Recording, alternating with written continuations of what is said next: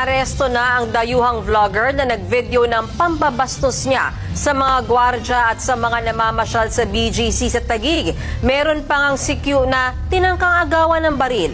Nasa frontline ng balita yan, si Ian Suyu. Aakalain mong isang simpleng vlog lamang yan.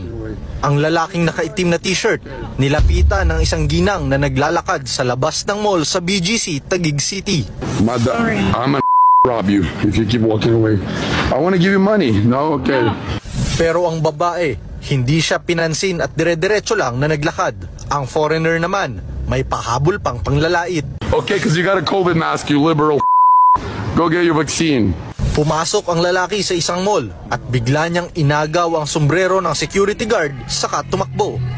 Bukod pa dyan, isa pang security guard ang kinulit ng dayuhan at nagtangkapang kunin ang baril nito. Isa namang gwardya na nasa tabing kalsada ang binastos ng vlogger. I have a very important question for you. Can I shove this up your booty? Sinakyan pa niya ang motorsiklo ng CQ. Dumaan rin siya sa isang restaurant at kinuha ang isang electric fan saka umalis.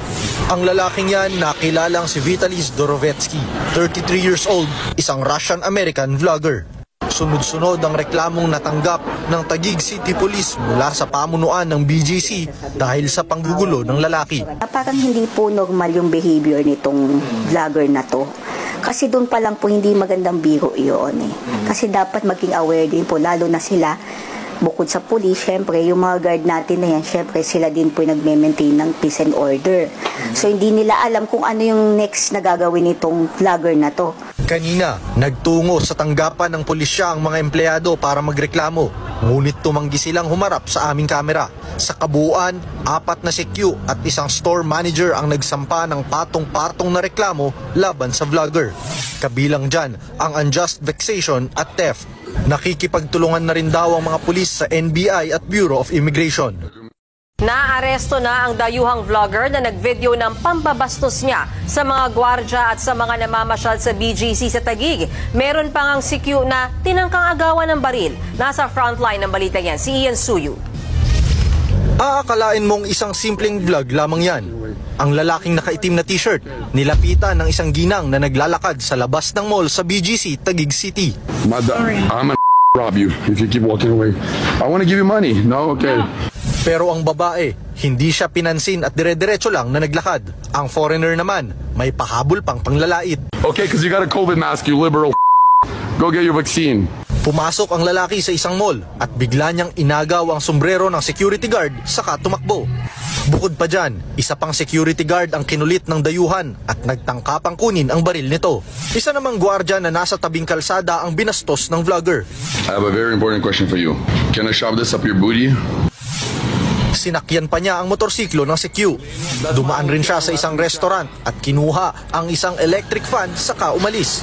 Ang lalaking yan nakilalang si Vitaly Zdorovetsky, 33 years old, isang Russian-American vlogger. Sunod-sunod ang reklamong natanggap ng Taguig City Police mula sa pamunuan ng BGC dahil sa panggugulo ng lalaki. Parang hindi po normal yung behavior nitong vlogger na to.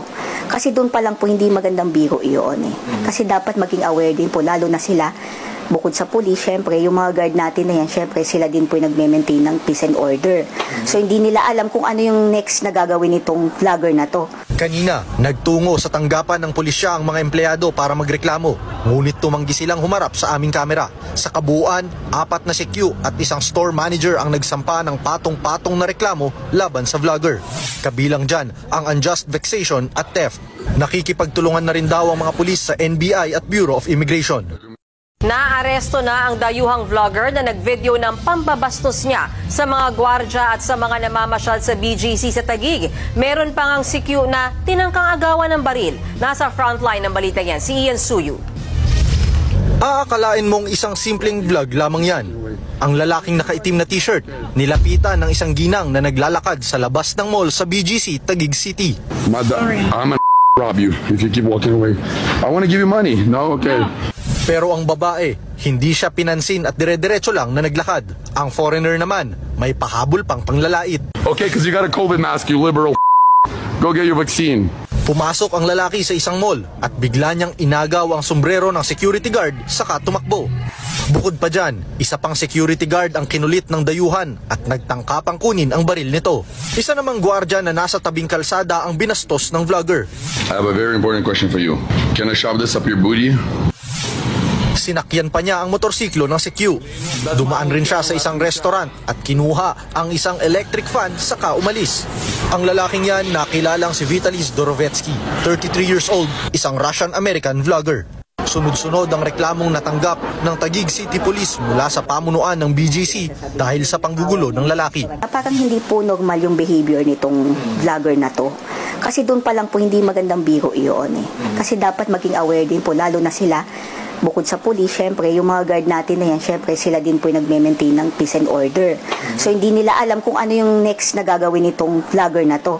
Kanina, nagtungo sa tanggapan ng pulisya ang mga empleyado para magreklamo. Ngunit tumanggi silang humarap sa aming kamera. Sa kabuuan, 4 na CQ at isang store manager ang nagsampa ng patong-patong na reklamo laban sa vlogger. Kabilang dyan ang unjust vexation at theft.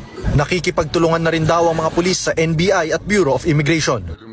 Naaresto na ang dayuhang vlogger na nagvideo ng pambabastos niya sa mga gwardya at sa mga namamasyal sa BGC sa Taguig. Meron pang ang CQ na tinangkang agawan ng baril. Nasa frontline ng balita yan, si Ian Suyu.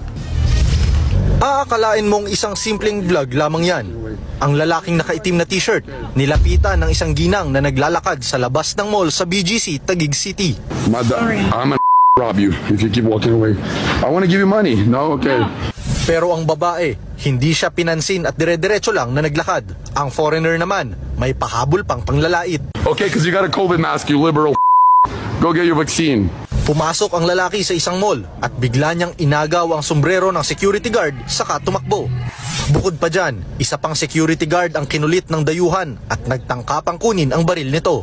Isa namang gwardya na nasa tabing kalsada ang binastos ng vlogger. I have a very important question for you. Can I shove this up your booty? Sinakyan pa niya ang motorsiklo ng CQ.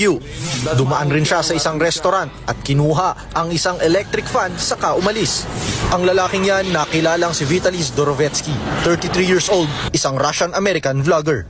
Sunod-sunod ang reklamong natanggap ng Taguig City Police mula sa pamunuan ng BGC dahil sa panggugulo ng lalaki. Parang hindi po normal yung behavior nitong vlogger na to. Kasi doon pa lang po hindi magandang biro iyon eh. Kasi dapat maging aware din po, lalo na sila. Bukod sa police, syempre, yung mga guard natin na yan, syempre, sila din po yung nag-maintain ng peace and order.